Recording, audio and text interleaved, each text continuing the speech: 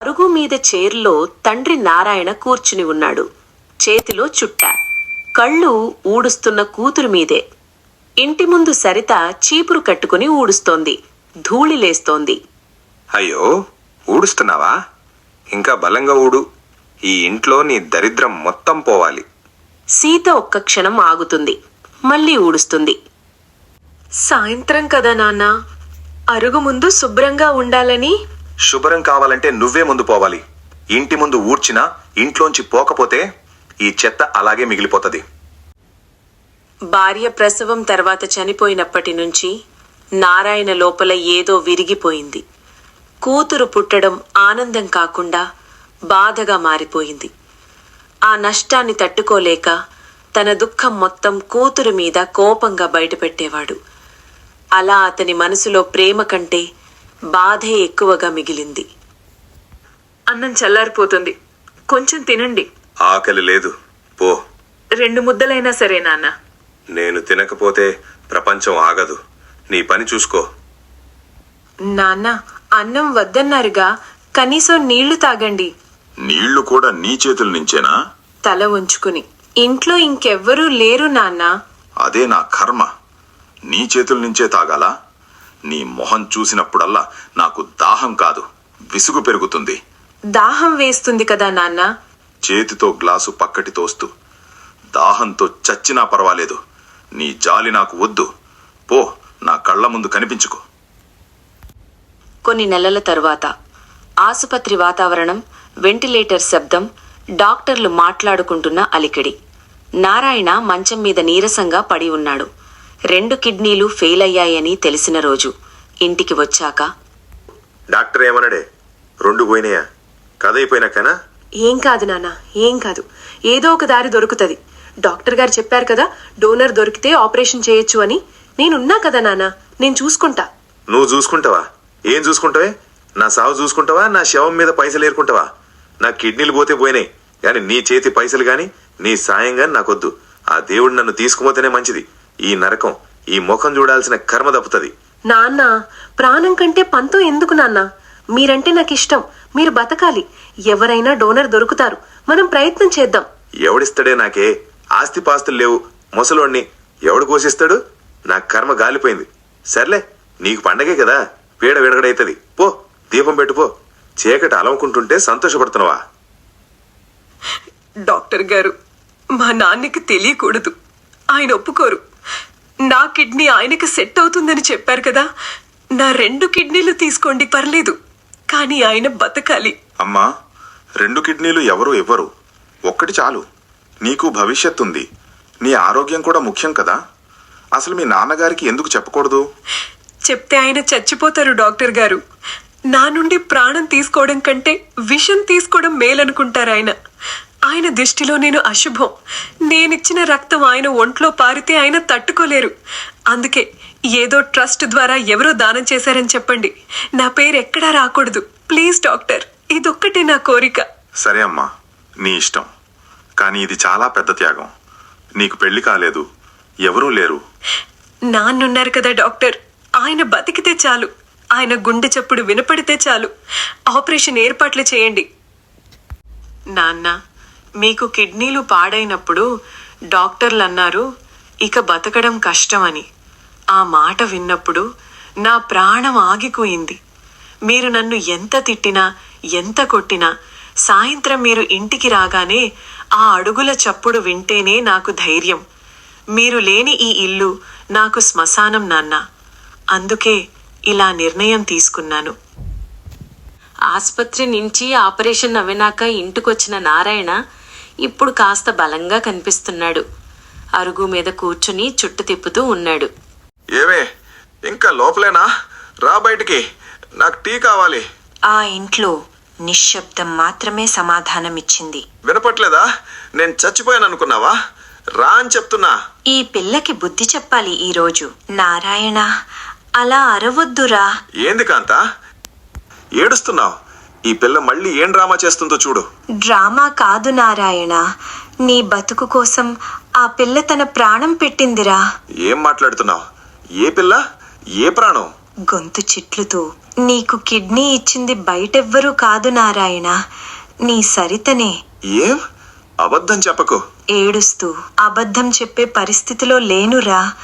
Operation అయ్యాక ఆమె బాగా బలహీనమైంది. నీళ్లే తాగలేకపోయింది. ఇన్ఫెక్షన్ వచ్చింది. 3 రోజులు పోరాడింది. ఆ మాటలు నారాయణ గుండెల్లో ఒక్కొక్కటిగా దిగాయి.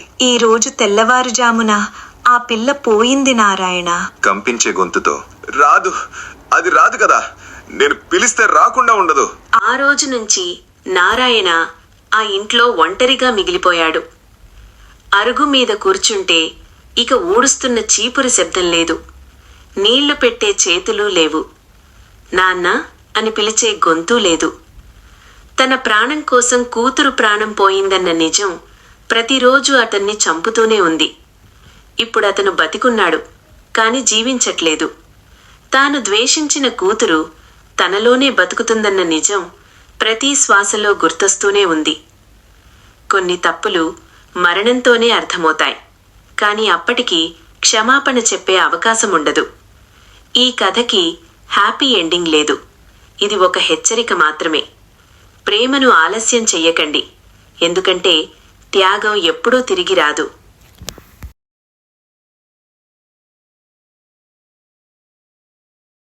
అయ్యా, ఓ 10 లక్షల కట్నం తిన్న నవాబు గారు, లేవండిక. ఎండనెత్తికొస్తే కూడా గిట్లనే మొద్దులా పడుకుంటావా? సీత, నా పానం ఏడనో విదేశీ దీవులల్లో విహరిస్తున్నది. అది మెలకువలోకి రావడానికి మస్తు టైం పడుతుంది. మెలకువ రావడమా? 10 లక్షలు అప్పజెప్పినందుకు మా నాయన నీకు 5 ఏళ్ల నిద్ర పథకం కూడా రాసిచ్చిండా ఏంది? లే నవాబ్ సాబ్. కలలో ఒక పెద్ద వ్యాపార బేరం నడుస్తున్నది సీత. ఇప్పుడు లేస్తే కోట్లు నష్టం. కోట్లొద్దు గీట్లొద్దు, మా నాయనిచ్చిన 10 లక్షలు అయిపోయే లోపు ఏదైనా పని చూసుకో. అయ్యా, ఆ పక్కనే ఉన్న గ్లాస్ మంచినీళ్లు తాగు, గొంతు ఎండిపోతున్నది నీకు. సీత, ఆ గ్లాసు నా నుంచి 5 అంగుళాల దూరంలో ఉంది. అంత దూరం వెళ్ళాలంటే నా శరీరంలో ఉన్న కండరాలు మస్తు కష్టపడాలి. 5 అంగుళాల దూరం నడవటానికి కండరాలు కష్టపడాలనా? మా నాయన నీకు 10 లక్షలు కట్నం ఇచ్చింది మనిషికి అనుకున్నా, కాని గీడ చూస్తే పక్కా విగ్రహంలాగున్నావు. నువ్వు అపార్థం చేసుకుంటున్నావు సీత. కదలకుండా ఉండడం కూడా ఒక గొప్ప కళ. ఇది యోగా లాంటిది. యోగా కాదు, రోగం. ఆ గ్లాస్ అందకపోయినా పర్వాలేదు గాని నోరు తెరిచి గాలి పీల్చడానికి కూడా కష్టపడుతున్నావు కదా. అయ్యా, గీ బియ్యం బస్తా ఇక్కడ పెట్టు, నడుం విరిగిపోతున్నది. సీత, పెద్ద శాస్త్రవేత్తలు ఏమని చెప్పిండ్రు? అన్ని కిందనే పడాలి అని చెప్పిండ్రు. నేం దాన్నెత్తి ప్రకృతికి మొండికేయలేను. ఓహో, ప్రకృతికి వ్యతిరేకమా? మరి మా నాయన నీకు చేతిలో పెట్టిన 10 లక్షల కట్నం ఏ శాస్త్రం కింద తీసుకున్నావు? గది మాత్రం జేబులో మంచిగా సెట్ అయిందా? గది వేరే విషయం సీత. గది అర్థశాస్త్రం, గిది భౌతిక శాస్త్రం. రెండింటినీ కలపకు. నీ శాస్త్రాలు పాడుగాను. ఆ బస్తా ఎత్తకపోతే నీకు రాత్రికి బువ్వ బందు. అప్పుడు నీ జఠర శాస్త్రం ఏమని చెప్తుందో చూస్తా. గిట్ల కాదు, 10 లక్షల నవాబుకు పక్కా బుద్ధి చెప్పాల్సిందే. మాటలు రావు గాని తిండికి మాత్రం ముందుంటాడు. బెల్లం పాకంతోటి ఆయన పక్క మీద నేతుల జాతర చేస్తా. సీత, ఏది గట్లనవుతున్నావు? నాకోసమా? అవునయ్యా, 10 లక్షలు కట్నం తీసుకున్న గీ అందగాడి కోసం ఒక ప్రత్యేకమైన తీపి విందిస్తున్నా. పడుకో నవాబు గారు, పడుకో. నీకివాళ్ళొక తీపి నిద్ర ఇస్తా.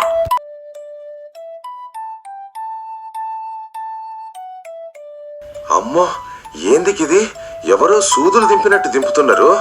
సీత, నా వీపు మీద ఏదో జరజరా పరిగెడుతున్నది. గవేం కాదు, మా నాయన ఇచ్చిన 10 లక్షలకి వడ్డీ కట్టడానికి నేతులొచ్చినట్టున్నాయి. అవి నీ రక్తాన్ని కట్నం వడ్డీలాగా తాగుతున్నాయి కావచ్చు. వడ్డీ కాదు గీడ, నా పానం పోతున్నది. నా ప్యాంటు లోకల యుద్ధం నడుస్తున్నది. ఇవి నేతులు, ఖతర్నాక్ ఎర్ర చీమలు. ఒరేయ్, ఆగుండిగా.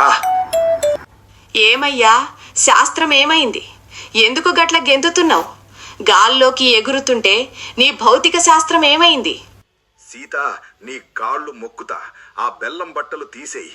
నా భౌతిక శాస్త్రం పని చేయడం లేదు. గురుత్వాకర్షణ శక్తి కన్నా ఈ చీమల శక్తి ఎక్కువైంది. మరి ప్రకృతికి వ్యతిరేకంగా వెళ్ళకూడదు అన్నావు కదా. చీమలు కట్టడం ప్రకృతి సహజం, భరించు. వద్దు సీత, నాకు ప్రకృతి వద్దు, వికృతి వద్దు, నన్ను కాపాడు. సీత లేవవే, చాయ్ తయారు చేసిన, ఇల్లు కూడా ఊడ్చేసిన, 10 లక్షల కట్నం తీసుకున్న గీ చేతులతోటే నీకు సహాయం చేస్తున్నా. ఆశ్చర్యంగా ఉందే, ఈ నేతులు గుడితే 10 లక్షల నవాబుకు గింత తొందరగా తెలివొచ్చిందా? ఇంతకీ మీ యోగా ఏమైంది? పడుకొని నిద్రపోతే చీమలకి ఆహారం అవుతాం, పని చేస్తేనే మనుషులం అవుతాం అని ఆ నేతులు కరిచి మరీ చెప్పినాయి. 10 లక్షల కంటే నీ చిరునవ్వే నాకు మస్తు తృప్తినిస్తున్నది. అమ్మయ్యా, ఇప్పటికైనా దారికొచ్చారు. కట్నం కంటే బాధ్యత ముఖ్యమని తెలిసింది కదా. ఉపన్యాసం కంటే అనుభవమే మీకు పాఠం నేర్పింది. పద సీత, ఇక మీదట మనం ఇద్దరం కలిసి బతుకు బండిని లాగుదాం. నేతులు కుట్టకుండా చూసుకోచాలు. మీరు పని చేస్తానంటే నేను నేతులు ఎందుకు తెస్తాను? నేటి నీతి సూక్తి: అలసత్వానికి మందు ఉపన్యాసం కాదు, అనుభవం. Experience is the best cure for laziness. అనుభవ సారం. ఎర్రచీమలు కుట్టిన తర్వాత రాముడికి కష్టపడటం గొప్పతనం అర్థమైంది. జీవితంలో వేల ఉపన్యాసాల కంటే ఒక్క చేదు లేదా తీపి అనుభవం మనల్ని నిజమైన మనిషిగా మారుస్తుంది. సోమరితనం వదిలితేనే మనిషికి గౌరవం, గుర్తింపు. సీత ఎమ్మే సీత, పొడ్డు గుయ్యమంటంది, ఇంకా మూసరిగిందే. కోడి కోకలు కోసి గొంతులు పోయినా నీ చెవుల జూరే గెల్లట్లేదు కదా. అబ్బాటమ్మా, సండే అని కూడా గుర్తులేదా? కోడికి పని పాట ఉండదు కాబట్టి కూస్తది. నాకు ఐటీ కంపెనీల్లో షిఫ్ట్లుంటాయి, డిస్టర్బ్ చేయకు. చూడు చూడు ఏట మాట్లాడుతుందో. ఐటీ అంటే ఐటీ, మేము చేయలేదే పనులు. మీ మామయ్యకి చాయ్ ఇవ్వకుండా నేనిట్లా ఊడుస్తుంటే మహారాణి గారు ఇంకా కలలు గంటున్నారంట. ఏందట్టమ్మా, పొద్దునే సౌండ్ పొల్యూషన్ స్టార్ట్ చేసినావు? చాయ్ పెట్టినావా లేదా? పెట్టినా ధోంతంలా పోసినా తాగు. అసలు మీ అయ్యే ఇంట్లల్లో నేర్పించిరాయే, అత్తగారింటికి పోతే పనులు చేయాలి అని తెలియదా? మీ అబ్బాయి పెళ్లి చూపులు ఏం చెప్పిండు? మా అమ్మకి వంటలు బాగా వచ్చు, నువ్వు కేవలం తింటే చాలు అన్నాడు. నేను అదే ఫాలో అవుతున్నా. ఏం చెప్తని సారులక్క, నా బతుకు బస్ స్టాండ్ అయింది. కోడలు అని తెచ్చుకుంటే అదేదో హాస్టల్ వార్డెన్లా తయారైంది. ఒక్క పని చేయదు, పైనుంచి ఆర్డర్స్ ఒకటి. సారోలక్క, మొన్న మీ కోడలు నువ్వు దాచిపెట్టిన జీడిపప్పు తినేసింది అని ఏడుస్తుంది. ముందు నీ ఇల్లు చూసుకోండి. ఓసే, పెద్ద మనిషితో మాట్లాడుతుంటే ఆ దూరుడెందే మధ్యలా? మర్యాద మస్తిస్తున్నావుగా. నువ్వు నా మీద బ్రాడ్కాస్ట్లు చేస్తే నేను హెడ్లైన్స్ ఇవ్వాలి కదా మరి. అమ్మా, పాలు కూరగాయలు తెచ్చిన, కొంచెం వాటర్ ఇయ్యండ్రి ఎవరన్నా. చూడురా చూడు మీ ఆవిడ యగం. మొగుడు ఇంటికొస్తే నీళ్ల గ్లాస్ ఇయ్యాలని లేదు, ఫోన్లో రీల్స్ చూసుకుంటుంది. ఆయన కన్నా ముందే నేనింటికొచ్చిన. నేను అడిగినప్పుడు నువ్వు ఇచ్చినావా అత్తమ్మా? సెల్ఫ్ సర్వీస్ బెస్ట్ సర్వీస్ అని మీ అబ్బాయికి తెలుసు. అరే ఆపుండ్రి మీ లొల్లి. ఆఫీస్ లో బాస్ గార్డ్ సాగుకొట్టుండు, ఇంట్లో మీరు స్టార్ట్ చేసిండ్రా. నన్ను చంపేరు అందరు కలిసి. డాడ్, నేనింకా భరించలేను. ఒక్క రోజు కూడా ప్రశాంతత లేదు. అమ్మేమో ఆగదు, సీతేమో తగ్గదు. నేను పిచ్చి లేచిపోతాయేమో. వీళ్ల పంచాయతీ ఎప్పుడూ ఇట్లనే ఉంటదిరా. మనం ఏమన్నా చెయ్యకపోతే ఈ ఇల్లు బిగ్ బాస్ హౌస్ అవుతుంది. ఒక్క ప్లాన్ ఉంది. ప్లానా? ఏం ప్లాన్ డాడ్? ఏం చేసినా వీళ్ళు మారరు. చెప్తే చెయ్యి. షాక్ తగిలితే గాని బ్రెయిన్ పని చేస్తుంది వీళ్ళకి. విను.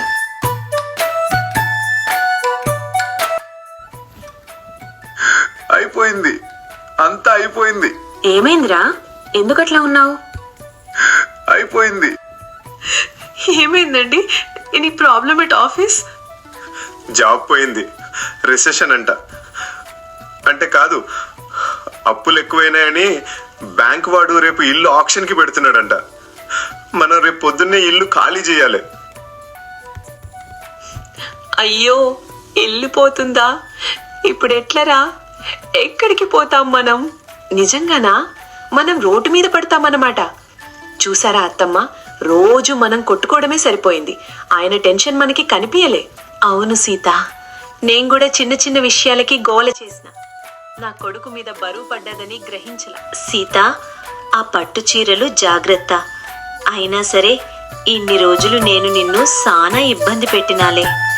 మనం చిన్న ఇల్లుకి పోయినా సరే కలిసి ఉండాం. లేదు అత్తమ్మ, నా తప్పు కూడా ఉంది. నేను కొంచెం బద్ధకం తగ్గించుకుంటా. ఆయనకి తోడుగా ఉండాలి మనం. మీరు మందులు కరెక్ట్ టైంకి వేసుకోండి. అవును సీత, నేను కూడా చిన్న చిన్న విషయాలకి గోల చేసిన. నా కొడుకు మీద బరువు పడ్డాది అని గ్రహించలే. సరేలే, నువ్వు ఆ పప్పు డబ్బా ఎత్తు. ఇప్పుడు జొమాటోలా తినడానికి డబ్బులుండవుగా. నువ్వు వండిందే అమృతం అనుకుంటా. అరే ఆగుండ్రి, నా వెళ్ళిపోతుందని. మీకు తెలియదా అండి, వాడు జోబ్ పోయి బ్యాంక్ వాడు ఇల్లు లాగేసుకుంటున్నాడంట. ఎవడు చెప్పిండు? మీ ఇద్దరిని ఒకటి చేయడానికి నేను మీ వాడు వాడిన నాటకం ఇది. జాబ్ పోలేదు, ఇల్లు పోదు. ఏం మాట్లాడుతున్నారు మామయ్య? ఇది ప్రాంకా? అవును సీత, అవునమ్మా.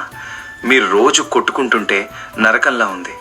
ఇప్పుడు చూడు, కష్టం వచ్చేసరికి ఎంత మంచిగా ఒకటైనారు. ముసలోడా, నీ వయసేంది? నువ్వు వాడే నాటకాలేంది? గుండె ఆగిపోయింది నాకు. గుండె ఆగలేదు గాని మీ గోల ఆగింది కదా, అదే చాలు. పదండ లోపలికి. సీత, మంచి చాయ్ పెట్టుపో.